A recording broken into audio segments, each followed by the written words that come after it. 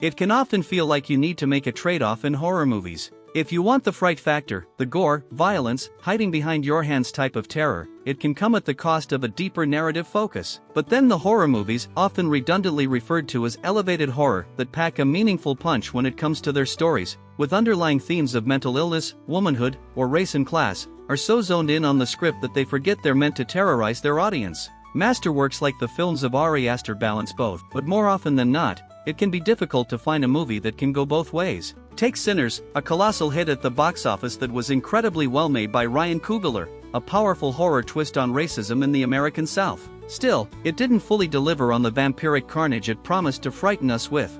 28 years later, Danny Boyle's highly anticipated sequel to his 2002 sleeper hit, 28 Days Later, sits firmly in the Aster camp, delivering an exciting, terrifying, and frenzied zombie movie while forging a story of mortality, morality, what makes a true hero in the face of adversity, and the importance of accepting the most inevitable thing in life, death. 28 Years Later may very well be Danny Boyle's best movie since Trainspotting. Yes, I do think it lands above the original 28 Days Later, and it's a hair above his criminally underrated sci-fi cult hit, Sunshine. Pared down to the very basics, 28 Years Later is about finding beauty and meaning amidst unthinkable horror, and, at the end of every dark day, isn't that what this genre is all about? 28 Years Later doesn't have a typical structured story. 28 Years Later begins with a group of children, terrified and crying, watching an episode of Teletubbies. Their panicked parents are soon ravaged and turned into rageful zombies, feasting on their own children. If you forgot how unrelenting this franchise was in its tragedy and horror, Boyle hits you with it like a punch to the head 5 minutes in.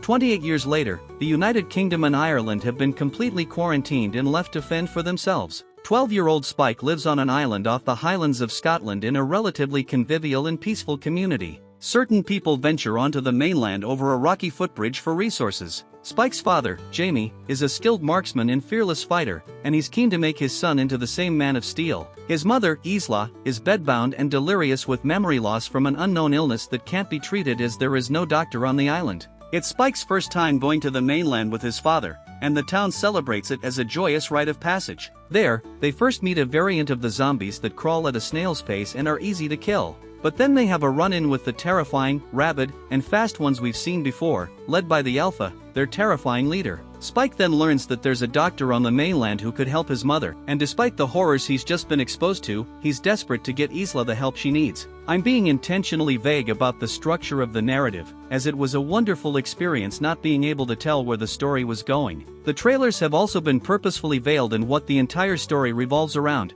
and that's probably also in part because the script returns the franchise to the smaller scale of the original. 28 weeks later tried to introduce immunity to the virus, as well as other countries getting involved. While there is an army presence in years, this story starts and ends with the people of this small community, specifically Spike, our new unlikely hero. The movie is about his coming-of-age experience in a world both utterly unrecognizable and similar to our own. Danny Boyle and Alex Garland are at the height of their powers in 28 Years Later. The piece de resistance of 28 Years Later is its high-intensity chase scenes. While the scenes of arrows blistering into the necks of rageful zombies are exhilarating, the real panic and terror here is created by the speed at which they run. As a staunch horror fan, it's been rare recently that I get genuinely scared and startled while watching big studio movies. Here, I might not have been hiding behind my hands, but I was on the edge of my seat for the majority of the film. The Alpha, a new concept in this franchise, is one of the most threatening and inherently scary zombies I've ever seen, less rabid and crazed and more focused on its one objective, to catch its prey.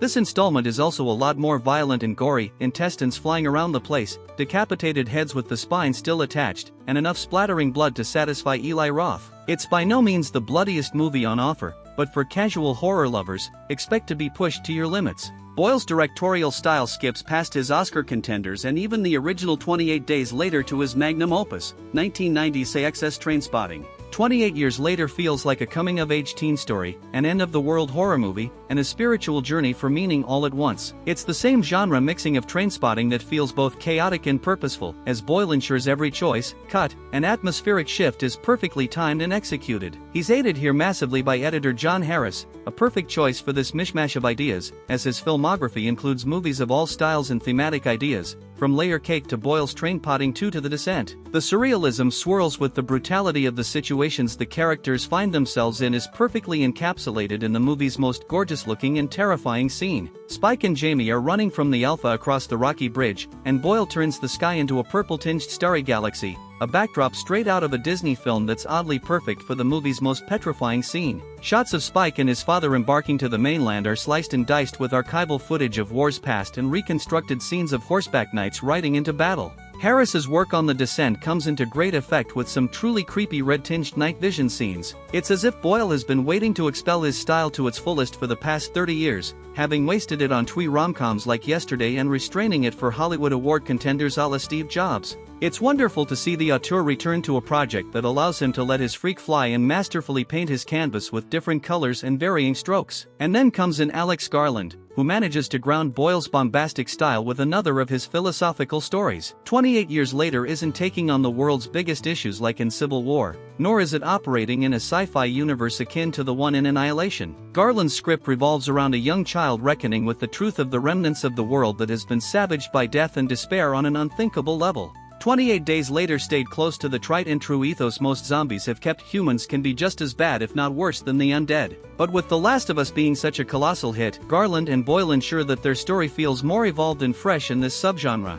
28 Years Later really is about acceptance. Acceptance of death, of love, of knowing when to stop and when to keep moving, and that the world is not what your parents tell you it is. Within 2 hours, we watch Spike learn that his father isn't the hero he thinks he is and that the very thing he has been brought up to fear and evade isn't so scary. It's as if Garland is writing in response to every zombie story ever told, trying to offer an antidote to the loss of humanity while still putting it on full display. Alfie Williams and Ralph Fiennes give terrific performances in 28 Years Later. For as much going on in Boyle's direction and Garland's script, there's still enough space to allow the actors to shine, particularly Williams and Ralph Fiennes. Alfie Williams is another extraordinary young breakout this year, never stalling when pulled in the multiple different directions that the film asks of him. The eager young child who wants to explore the world archetype in these survival movies can often be overly brave or stupidly naive. Here, Williams plays Spike as a young teen, understandably excited to prove himself a fighter to his macho father, but once they leave the island, Williams always allows the fear and terror to wash over Spike's face.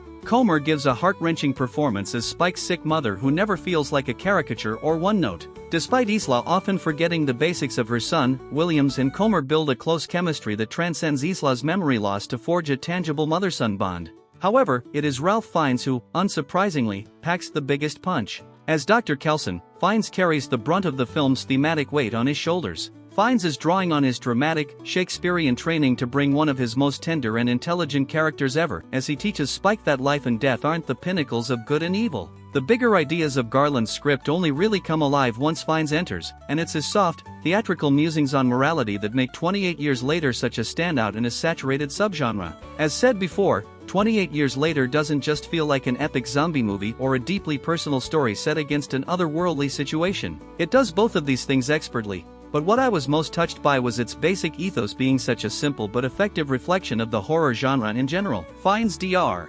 Kelson is surrounded by death, decay, violence, and other unthinkable atrocities that would send anyone in their right mind running in the other direction. He's stigmatized and isolated by others who think of him as a depraved shell of a human. But once Spike and Isla meet him, he's perhaps the person with the most humanity left, simply trying to mow through the darkness to bring out the light in any way he can. And I think that's the perfect illustration of why people watch horror movies, to find meaning and purpose in places you'd least expect it, because, oftentimes, that's where you'll find the greatest source of empowerment to keep trailing forwards. Boyle and Garland do it again, and in many ways, even better than what they created together 23 years ago.